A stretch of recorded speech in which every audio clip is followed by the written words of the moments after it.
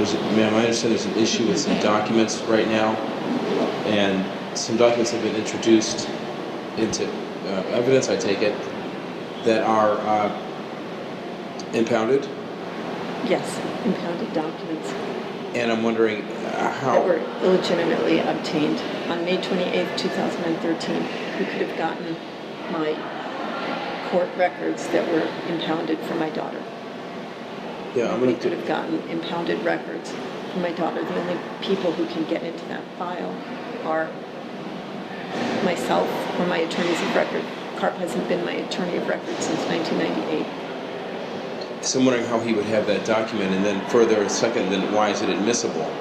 Even if there's information in it that may be relevant, I'm wondering why it would be admissible. There's never been a subpoena. There's never been a discovery order for it.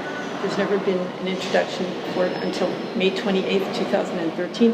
Who went to the court and got a document from on May 28th, 2013, 3 days ago? We'll find out.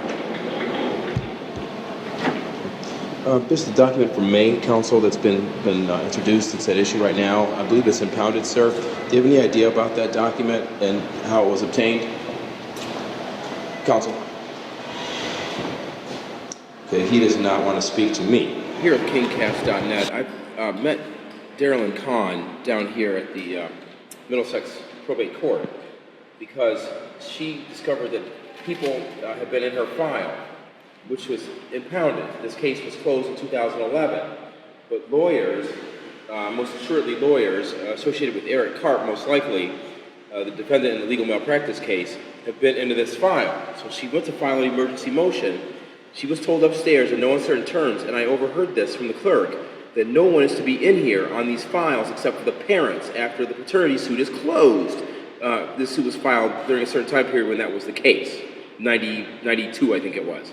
So, Judge Gibson refused to hear this emergency motion to seal the case.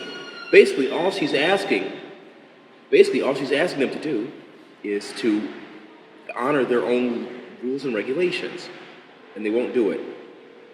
Lawyers by the name of David Lee and Robert Rivers from a firm which has changed its names over the years, but I think it was called Lee and Levine at the time.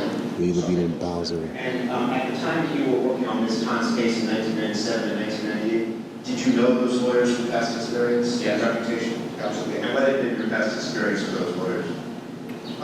That they were worthy adversaries, meaning that they fought hard for their client, which is what I would expect anybody to do, but that they were generally honorable. If they told you something, you could believe it. If they signed a certification, you have no reason to doubt it.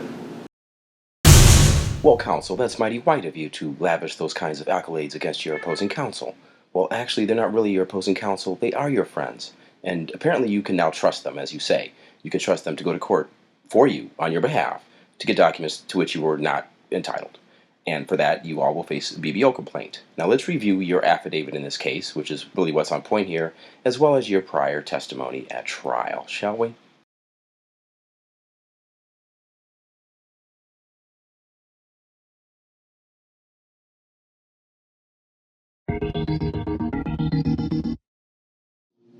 I am quite frankly appalled that Klein, considering after the fact, considerably after the fact, is attempting to revise history in such a fashion. And what exactly is that?